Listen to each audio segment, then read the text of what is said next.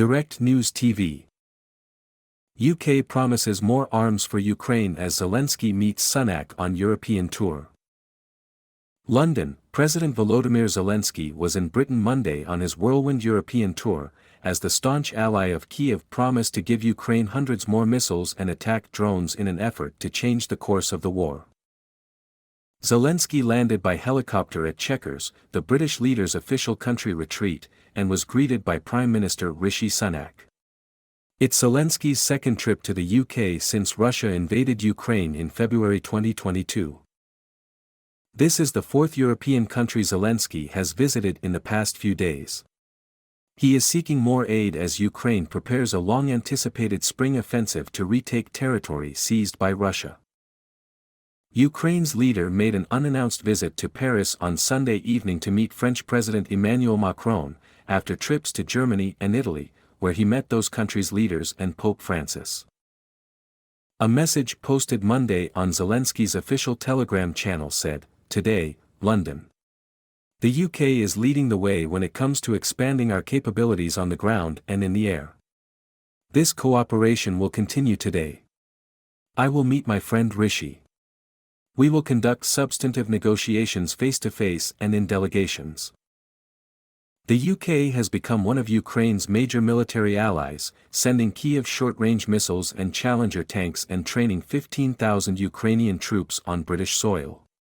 Last week Britain announced it had sent Ukraine Storm Shadow cruise missiles, which have a range of more than 250 kilometers, 150 miles, the first known shipment of the weaponry that Kyiv has long sought from its allies.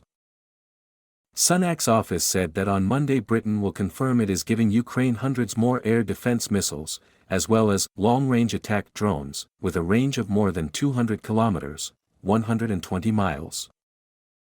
This is a crucial moment in Ukraine's resistance to a terrible war of aggression they did not choose or provoke, Sunak said. They need the sustained support of the international community to defend against the barrage of unrelenting and indiscriminate attacks that have been their daily reality for over a year. We must not let them down.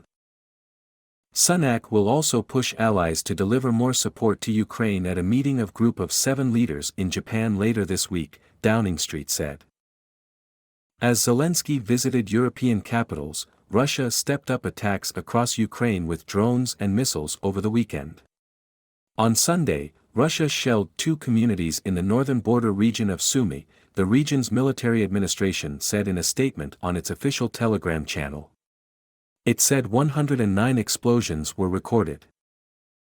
Zelenskyy and Macron met for about 3 hours on Sunday at the French presidential Élysée Palace, an encounter kept under wraps until shortly before the Ukrainian leader's arrival in Paris. Macron's office said France will supply dozens of light tanks and armored vehicles in the weeks ahead, without giving specific numbers. Also promised were more air defense systems, but again details weren't made public. More Ukrainians will also be made battle-ready, with France aiming to train about 2,000 Ukrainian soldiers in France this year and nearly 4,000 others in Poland as part of a wider European effort, Macron's office said. France has supplied Ukraine with an array of weaponry, include air defense systems, light tanks, howitzers and other arms and equipment and fuel. France had dispatched a plane to pick up Zelenskyy in Germany, where he met with Chancellor Olaf Scholz earlier Sunday and discussed his country's planned counteroffensive. It was his first visit to Berlin since the start of the invasion and came a day after the German government announced a new package of military aid for Ukraine worth more than €2.7 billion, $3 billion, including tanks, anti-aircraft systems and ammunition.